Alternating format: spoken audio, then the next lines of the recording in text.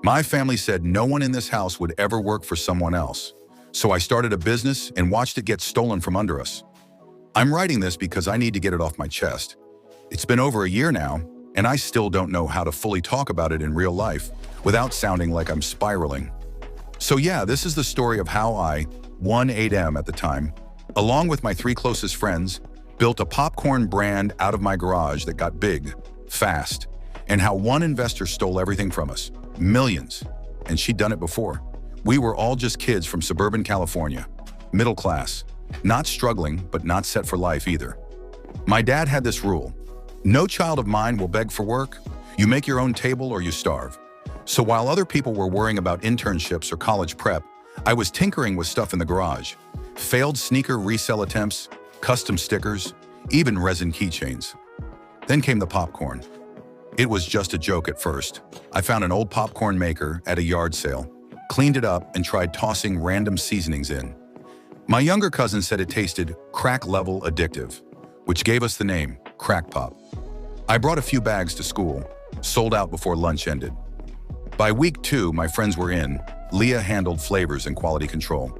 Her nose could smell a burned kernel before it even popped. Miles did the early branding. He made a logo using free apps and a Canva template. Des, our numbers guy, tracked everything on Google Sheets and helped us split costs and sales evenly. We weren't registered, we weren't legal, but we were passionate and people liked what we made. Word spread through Instagram reels and school fairs. We sold out every weekend. Local kids would DM us asking for bulk orders. Teachers even asked if we could sell for their events. That's when things started feeling real. By month 4, we'd made over $14,000, no joke. Most of it cash, some Venmo and Zelle. I kept the jars in my closet, hidden under old hoodies. We upgraded the garage, bought industrial bags, heat sealers, proper sanitation stuff. Miles even built a fake POS system to make us look more legit at pop-ups. But we were still minors. We didn't file anything. Then Leah's cousin introduced us to someone. She was slick, mid-30s, wore sleek suits, and had that weird rich lady calm.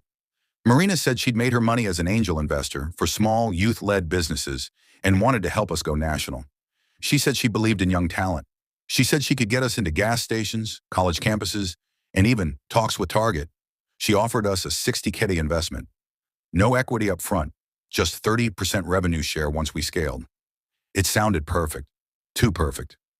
But we were 17 and stupid and excited, so we said yes. We signed the contract at her office. There were marble floors and a coffee bar with oat milk lattes. She said it was all standard startup stuff: non-disclosure, revenue forecast, intellectual property agreements. We didn't have a lawyer, or an adult, or even a real accountant, just vibes in a dream. At first, she helped. She got us a commercial kitchen space in LA. She rebranded us, changed the name to Snap Crackle, redesigned the logo, gave us proper packaging. She paid for it all. It felt like we were leveling up. But slowly things shifted. She brought in her people, her new graphic designer, her food chemist, her fulfillment team. Then she said, "We're putting all your revenue through a central system so it's easier for taxes." We nodded. We didn't know that meant all our incoming sales were being funneled into her LLC's account. Month 8. We tried to access the kitchen late one night and found the code changed. Leah called Marina. Straight to voicemail. Our Instagram got changed. Our domain redirected to a new email. All our back-end sales data, gone. We were iced out of our own company.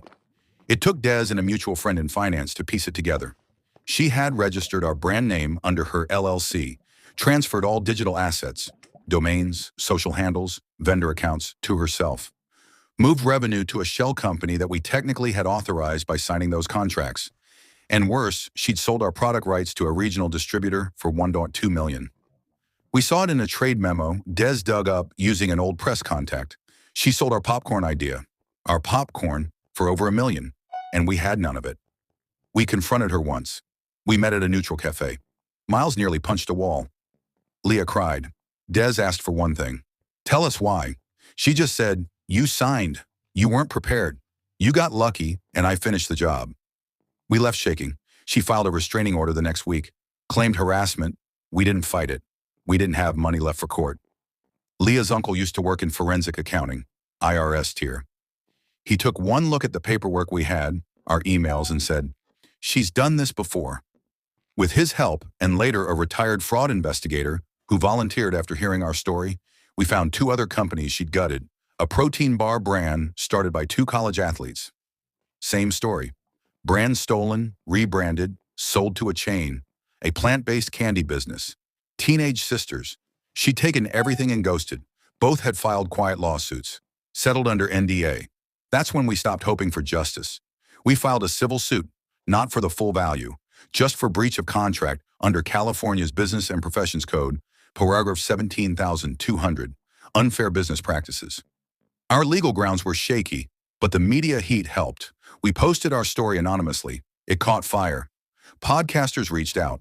Local outlets picked it up. Eventually, she settled, quietly. Just under $30K split among us. It wasn't justice, but it was something. Leah opened a boba shop. Miles went to film school.